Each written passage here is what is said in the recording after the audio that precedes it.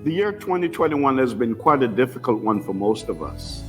The coronavirus pandemic did not only impact our health and sanity, but has also left quite a lasting impact on most of our lives.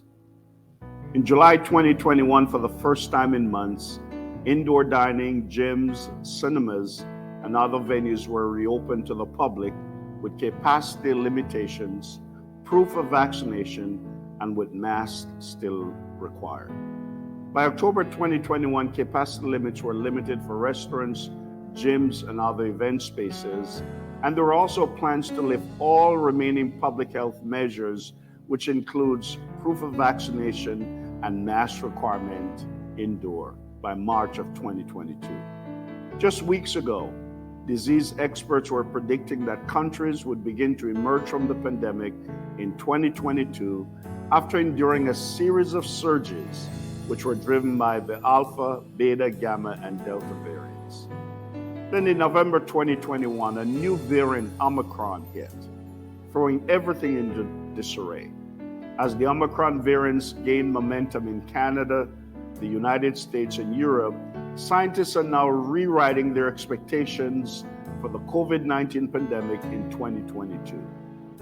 The rapid spread of the highly mutated Omicron and its apparent ability to reinfect people at a higher rate than its predecessors is undermining the hope of returning to some form of normalcy that would not include restrictions, including social distancing, masks, and other health restrictions.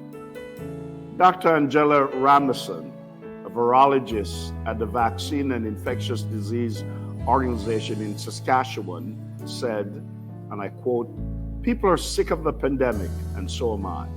In 2022, we'll see more of the same as we saw in 2021, unquote.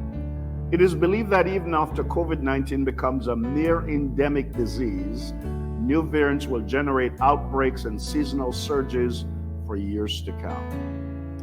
As we enter this new year, the year of 2022, I know that there's no shortage of worry and fear about the havoc of Omicron and what Omicron may wreak on our life and society. It is fair to say that we're sick of lockdowns and restrictions, and some are even asking, will this ever end? And if we're not careful, we can become paralyzed by fear, worry, frustration, and despair. But I'd like to remind us as Christians that we are people of hope. We have a lively hope. Our Christian hope is grounded in the promises and the unwavering love of God in the person of Jesus Christ. Now, this hope is not mere optimism. Rather, this hope is the audacity of faith under adversity. This is the hope that redeems the misery of life. You see, this hope is the voice that whispers to us that God is with us and all things are possible. You see, this hope is the grace to face our fears in the new year, knowing that there's someone with us that is greater than the sum of all our fears. You see, this gospel, the gospel of Jesus Christ, is a story of the invasion of hope into a world that knows only despair and doubt. You see, Omicron may or may not be the end of COVID-19, but I'd like to tell you it's not the end of the world. You see, no pandemic, no disaster, no tragedy will ever have the last word, because the last word is a person. It is the person of Jesus Christ. The word Omicron is a 15th letter in the Greek alphabet, as O, micron, which means small. And in English, it would be the vowel O in our alphabet. But the 24th and final letter in the Greek alphabet is the word omega. The word literally means great. Omega, mega meaning great. Christ is the omega. Christ is not the Omicron. Christ is the omega, the great one. So we need to set our sights on Jesus Christ. Revelation 22, verse 13 tells us he's the Alpha and the Omega, the beginning and the end of history, the beginning and the end of our lives and of all things.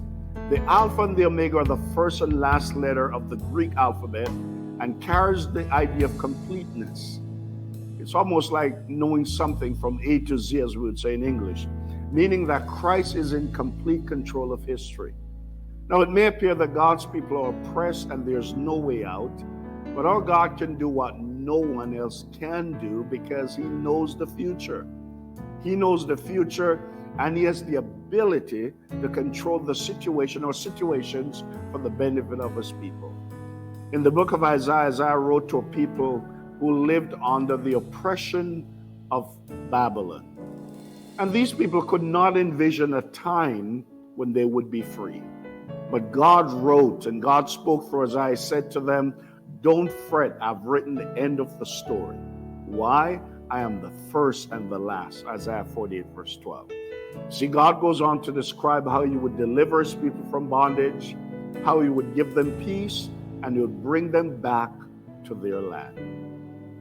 You see, one of the wonderful truths about Jesus being the Alpha and the Omega is the truth that he's not just the one who begins all things, but that he carries his people through to the ending and ends all things.